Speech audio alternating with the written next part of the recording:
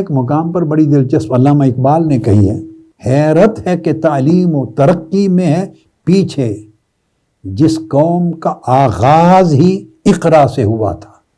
یعنی لفظ اقرا سے جس قوم کی تشکیل ہوئی تھی، جس قوم کو ترکیب دیا گیا تھا، جس قوم میں اجتماعیت کو وجود دیا گیا تھا، اور جس قوم کو اقوام عالم میں ایک خاص ممتاز مقام دیا گیا تھا، وہ روح ہی اقرا تھی، پڑھیے۔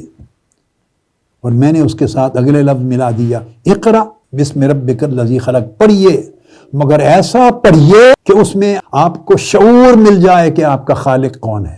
تو خالق کے خالق ہونے کا شعور ملے، اپنے مخلوق ہونے کا شعور ملے، اور خالق و مخلوق کے درمیان جو رشتہ و تعلق ہے اس کا شعور ملے، اور اس رشتے کے جو آداب و شرائط ہیں اس کا شعور ملے۔ تو جس قوم کی تشکیل اس شعور کے ساتھ ہوئی تھی اور اس میسج کے ساتھ ہوئی تھی، آج وہی قوم تعلیم و تربیت میں پیچھے رہ گئی۔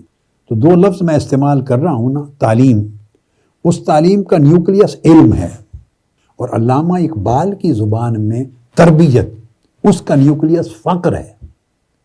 فقر جس سے انسان اغراض نفسانیہ سے بے نیاز ہوتا ہے، جس سے انسان کو اخلاص ملتا ہے اور اللہ کے ساتھ تعلق میں للہیت اور خالصیت آتی ہے، اور وہ سارے موانع اور رکاوٹیں جو اسے اصل مقصود تک پہنچانے میں رکاوٹ بنتے ہیں، انسان اس سے چھٹکارا پاتا ہے۔ اگر چھٹکارا نہ پائے تو وہ محتاج ہے، وہ دنیا کی اصطلاح کا فقیر ہے، یعنی محتاج ہے۔ اور اگر چھٹکارا پا جائے تو وہ الوہی یعنی عالم بالا کی اصطلاح کا فقیر ہے، اور دنیا کی اعتبار سے غنی ہے، یعنی دنیا سے غنی ہو گیا اور فقط فقیر اللہ رہ گیا۔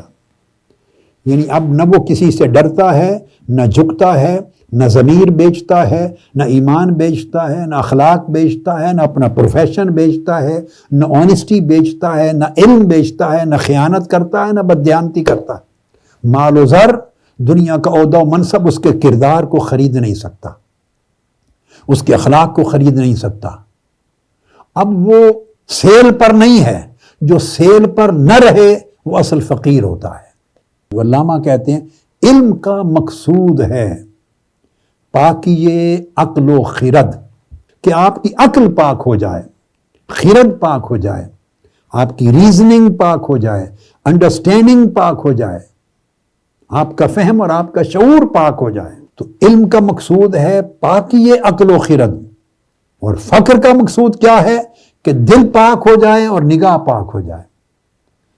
تو عقل کے پاک ہونے سے انسان کی تھنکنگ، انسان کی اپروچ، اس کے ڈیسیژن وہ پاک ہو جاتے ہیں، پاکیزگی اس سے نکلتی ہے، پاکیزگی کا وہ چشمہ بن جاتا ہے وہ عقل، وہ دماغ۔